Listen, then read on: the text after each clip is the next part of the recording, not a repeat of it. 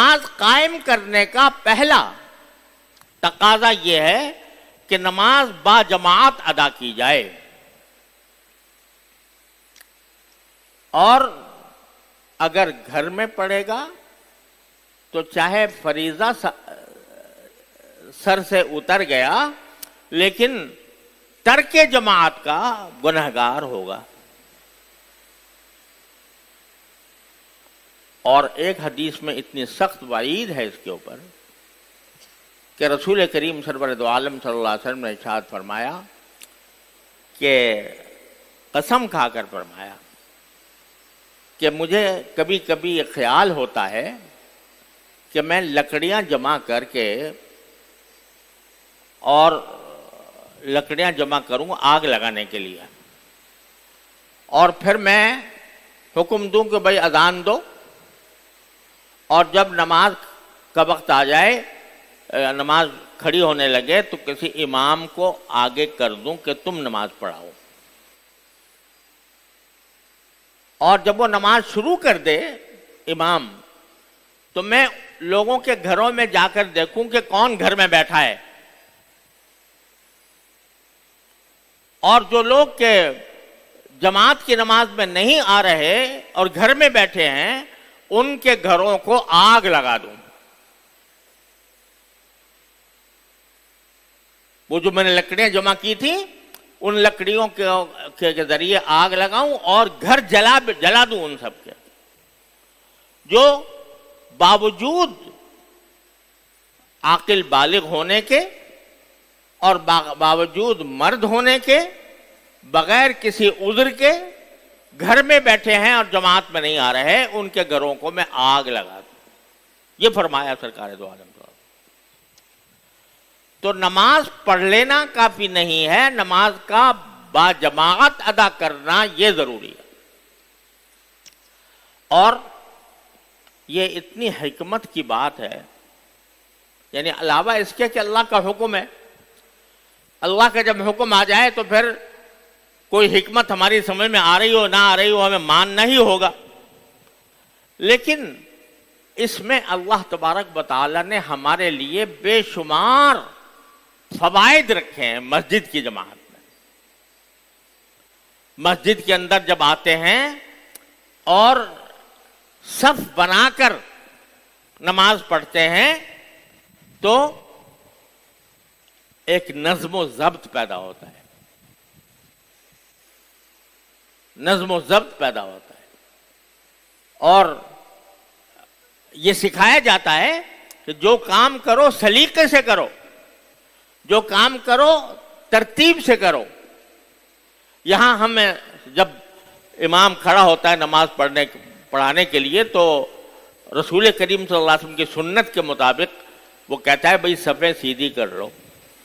رسول کریم صلی اللہ علیہ وسلم نے یہ تلقین فرمائی تھی، اور ہر نماز سے پہلے عموماً آپ یہ ہدایت دیا کرتے تھے کہ اقیموا صفوفکم، اپنی صفیں سیدھی کر لو، اور یہ فرمایا کرتے تھے کہ اس طرح سیدھی کر لو کہ تمہارے ٹخنوں کے مقابلے میں ٹخنے، تمہارے کندھوں کے مقابلے میں کندھے ہونے چاہیے،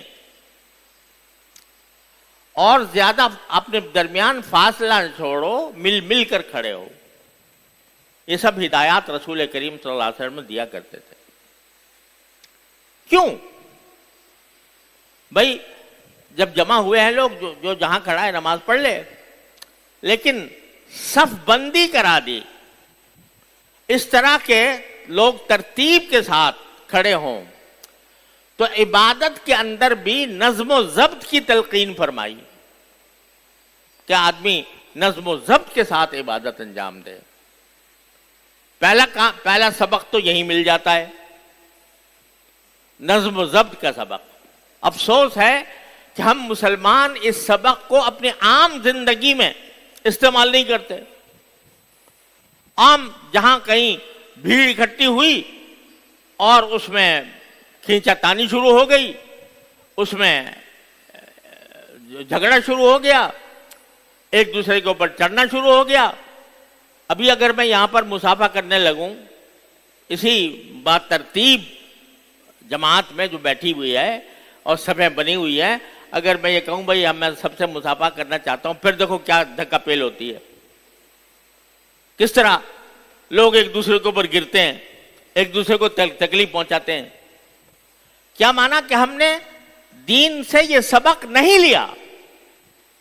دین نے پہلا کام ہمارا نماز کی جماعت کا جو کام ہے، پہلا کام اس میں ہمیں نظم اور ضبط سکھایا تھا، اس میں ہمیں ترتیب سکھائی تھی، اس میں اس بات کا لحاظ کیا تھا کہ کوئی ایک دوسرے کو تکلیف نہ پہنچائے، جو جہاں کھڑا ہے وہاں کھڑا رہے. لیکن جب کوئی اجتماعی کام ہوتا ہے تو ہم یہ سب بھول جاتے ہیں. افسوس ہے کہ یہ سنت جو ہے، نظم و ضبط کی سنت، یہ ان غیر مسلموں نے لے لی، کافروں نے. ہم جب کبھی جانا ہوتا ہے اور وہاں پر دیکھتے ہیں کہ جہاں پر بھی چند آدمی اکٹھے ہوئے فوراً لائن بنا لیتے ہیں. لائن بنا کر، یعنی یہ خود بخود لائن بن جاتی ہے، کوئی بنواتا نہیں ہے. لیکن چونکہ گھٹی میں ان کو پلا دیا گیا ہے کہ بھئی جب بھی کبھی کوئی اکٹھا ہو، لوگ اکٹھے ہوں تو ترتیب سے کام کریں. افسوس ہے کہ ہماری گھٹی میں پلایا گیا تھا، نماز میں پلایا گیا تھا یہ اصول کہ نظم و ضبط اور ترتیب سے کام لو. لیکن ہم تو اس کو بس کہتے ہیں نماز کی حد تک ہے یہ سب میں سیدھے کرنا، اور نماز کے بعد ہم آزاد ہیں، ہم جس طرح چاہیں مجمع جمع کریں، جس طرح چاہیں ہلڑ کریں، ہمیں کوئی پوچھنے والا نہیں. غیر مسلموں نے اس سے فائدہ اٹھا لیا اور وہاں پر اگر کہیں بھی جہاں چند آدمی جمع ہوتے ہیں فوراً لائن لگا لیتے ہیں. افسوس ہے کہ ہمارے ہاں اہل علم میں، علماء میں، طلباء میں جو دین کا علم حاصل کرنے کے لیے آئے ہوئے ہیں، ان میں یہ نظم و ضبط باقی نہیں رہا، اور ہم بھیڑ کے اندر زندگی گزار رہے ہیں. جب مجمع اکٹھا ہو گیا تو بس دھکا پیل شروع ہو گئی. تو سب سے پہلا سبق میں جو حکمت بیان کر رہا تھا کہ نماز با جماعت کی پہلی حکمت یہ کہ سب کو ایک ہی صف میں ترتیب کے ساتھ کھڑا کیا، اور اس میں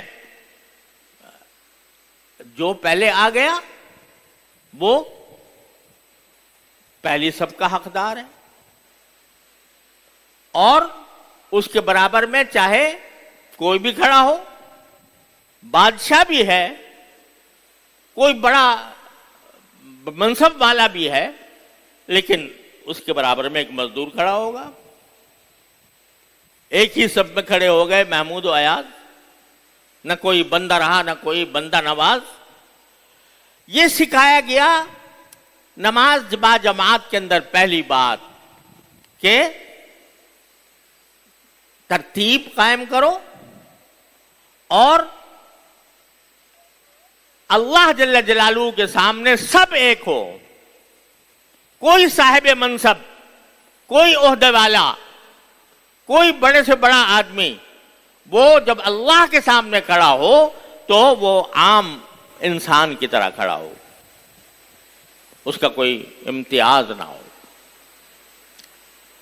تو دوسری چیز یہ سکھا دی کہ سب مسلمان برابر ہیں، اپنے انسانی حیثیت میں سب برابر ہیں. اللہ تعالیٰ کے سامنے جب کھڑے ہوں گے تو سب برابر کھڑے ہوں گے، یہ سکھا دیا.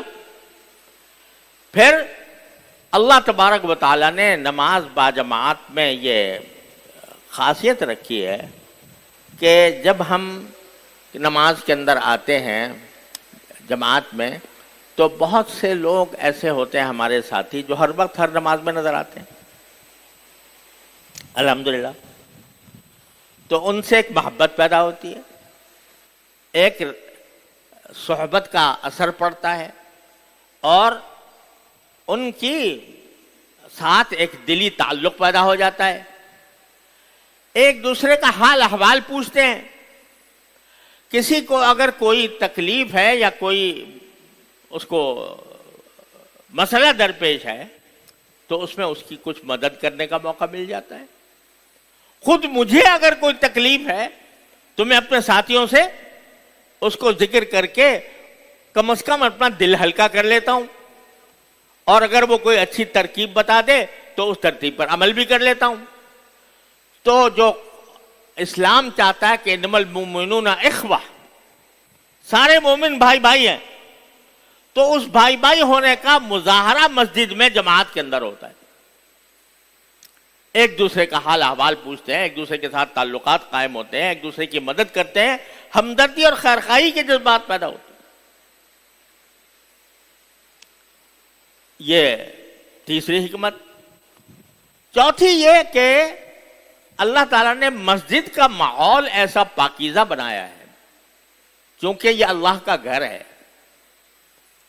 جتنے بھی مسجدیں ہیں وہ اللہ کا گھر ہیں. اللہ کا گھر اس معنی میں ہے, اس معنی میں نہیں کہ اللہ تعالیٰ یہاں پر قیام پذیر ہے. اللہ تعالیٰ تو کسی گھر وغیرہ کی حاجت نہیں ہے, لیکن اللہ تعالیٰ نے اس کو اپنی طرف منسوب فرما لیا کہ یہ میرے گھر ہیں. تو اللہ جل جلالہ کی تجلیات وہاں پر وارد ہوتی ہیں. مساجد میں اللہ جل جلالہ کا گھر ہونے کے کیا معنی کہ اللہ تعالیٰ کی تجلیات وارد ہوتی ہیں, اس میں نور ہوتا ہے, اس کے ماحول میں نور ہوتا ہے, اس کے ماحول میں پاکیزگی ہوتی ہے. تو جب آدمی 5 وقت بلا ناغہ اس پاکیزہ ماحول میں آئے گا, اللہ تعالیٰ کی تجلیات سے اور اس کے انوار سے سرفراز ہوگا, تو یقیناً اس کے دل کے اندر بھی وہ جو کدورتیں اور ظلمتیں اور تاریکیاں اور گناہوں کے تقاضے اس کے دل میں پیدا ہوتے ہیں, اس میں یقیناً کمی آئی. اسی لیے فرمایا گیا ان الصلاۃ تنہا عن الفحشاء والمنکر, کہ نماز انسان کو فحاشی سے اور برائیوں سے روکتی ہے. لیکن کب روکتی ہے؟ جبکہ باجماعت مسجد میں آ کر نماز پڑھو نماز کے طریقے سے. تو جب نماز کے طریقے سے نماز پڑھو گے, مسجد میں آؤ گے جو اللہ کا گھر ہے, جہاں اللہ تعالیٰ کی تجلیات اور انوار درخشاں ہیں, وہاں جب 5 مرتبہ تم آتے جاتے رہو گے تو ممکن نہیں ہے کہ تمہارے دل میں ان تجلیات کا کوئی اثر نہ ہو. اگر دل میں خلوص ہے, بندگی ہے, اللہ تبارک و تعالیٰ کی ذات پر ایمان ہے, تو انشاءاللہ یہ مسجد میں آنا بذات خود تمہیں تمہارے دل میں نور پیدا کرے گا, تمہارے دل میں اللہ تعالیٰ کی تجلیات وارد ہوں گی. اس لیے حکم یہ دیا گیا کہ مردوں کے لیے ضروری ہے کہ وہ نمازیں مسجد میں باجماعت ادا کریں, اور اگر نہ کریں تو گنہگار ہوں گے. رسول کریم صلی اللہ علیہ وسلم فرماتے ہیں کہ میرا دل چاہتا ہے کہ ایسے لوگوں کے گھروں کو آگ لگا دوں جو نماز کھڑی ہونے کے باوجود گھر میں بیٹھے ہیں. اور یہ رسول کریم صلی اللہ علیہ وسلم کے عہد مبارک میں یہ وتیرہ صرف منافقین کا تھا. صحابہ کرام کبھی بھی جماعت نہیں چھوڑتے تھے, لیکن یہ وتیرہ کے گھر میں بیٹھے ہیں, جماعت مسجد میں کھڑی اور گھر میں بیٹھے ہیں, تو یہ وتیرہ صرف منافقین کا تھا. صحابہ کرام میں ایسے لوگ موجود نہیں تھے, اس لیے آپ نے فرمایا کہ میرا دل چاہتا ہے ان کو آگ لگا دوں. تو میرے بھائی اور دوستو, سب جو میں کہہ رہا ہوں کہ اپنی اصلاح کی فکر ہمارے ذمے, ہمیں ہر ایک شخص کے ذمے واجب ہے. تو اس اصلاح کا پہلا کام یہ ہے کہ ہم اپنی نمازیں درست کریں, باجماعت مسجد میں نماز آ کر پڑھیں, اور نماز کے طریقے سے پڑھیں. اقامت صلاۃ, نماز قائم کرنے کا جو حکم دیا گیا ہے اس میں ایک یہ کہ باجماعت ہو, اور دوسرے یہ کہ صحیح سنت طریقے سے ہو, جس کی تفصیل بیانے کا اس وقت موقع نہیں. اللہ نے چاہا زندگی دی تو اگلے جمعہ میں انشاءاللہ عرض کروں گا. لیکن یہ بات اپنی جگہ ہے کہ نماز کو باجماعت ادا کرنے کا اہتمام انسان کے ذمہ ضروری ہے. اقامت صلاۃ کا یہ لازمی تقاضا ہے. نماز قائم کرنے کا، اس کی اہمیت دل میں پیدا کریں۔ حضرت فاروق اعظم رضی اللہ تعالیٰ عنہ جب خلیفہ بنے تو ان کی حکومت تقریباً آدھی دنیا پر تھی، آدھی دنیا پر تقریباً۔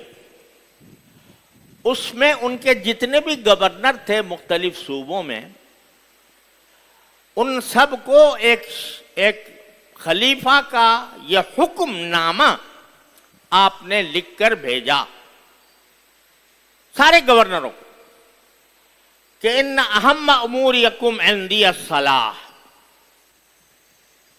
میرے نزدیک تمہارے سارے کاموں میں سب سے اہم کام نماز ہے۔ کس کو کہا جا رہا ہے؟ گورنروں کو، جو حاکم ہیں، ان کو ان کے جو جتنے کام ان کے سپرد ہیں، حکومت کے، عوام کی فلاح و بہبود کے، ساری ریاست کے ذمہ داریاں ہیں، ان ساری ریاست کی ذمہ داریوں کو سے بھی زیادہ اہم کہہ رہے ہیں میرے نزدیک تمہاری سب سے ذمہ داریوں میں سارا اہم ذمہ داری نماز کی ہے۔ فمن حفظها وحافظ علیہا فقد حافظ دینہ، جو اس نماز کی حفاظت کرے گا اور اس کے اوپر کاربند رہے گا، پائیداری کے ساتھ کاربند رہے گا، تو اپنے دین کی حفاظت کر لے گا۔ ومن ضیعها فهو لما سواها اضیع، اور جو نماز کو ضائع کر دے گا تو وہ دوسرے کام اس سے زیادہ برباد ہوں گے۔ جو نماز کو ضائع کرے گا اس کے دوسرے کام اس سے زیادہ برباد اور ضائع ہوں گے۔ کس کو کہہ رہے ہیں؟ گورنروں کو، کہ تم جو یہ سب حکومت کا کاروبار چلا رہے ہو، یہ کاروبار بعد کی بات ہے، پہلا کام تمہارا یہ ہے کہ تم نماز کی پابندی کرو، نماز کو قائم کرو۔ اگر یہ کرو گے تو اور کام بھی درست ہوں گے، اگر یہ نہیں کرو گے تو تمہارے اور کام اور زیادہ تباہ و برباد ہوں گے۔ آنکھوں سے دیکھ لو کیا ہو رہا ہے، آنکھوں سے دیکھ لو کیا ہو رہا ہے کہ جب جماعت چھوٹی، مسجد چھوٹی، جماعت چھوٹی، پھر جو کچھ ہے وہ اپنے سیاست، اپنا اقتدار رہ گیا، آگے وہ سارے کام اور زیادہ برباد ہو گئے۔ یہ فاروق اعظم کا ارشاد ہے اور گورنروں کو ہے، تو ہم اس کے زیادہ مخاطب ہیں کہ اگر ہم نماز کی حفاظت کریں گے، باجماعت نماز کی حفاظت کریں گے تو اللہ تعالی ہمارے دین و دنیا کی حفاظت کرے گا، اور اگر ہم اس کو ضائع کریں گے ہمارے اور کام بھی برباد ہوں گے۔ اللہ تعالی ہمیں اس انجام سے محفوظ رکھے اور نماز کی اہمیت کو سمجھنے کی توفیق عطا فرمائے۔ وآخر دعوانا الحمدللہ۔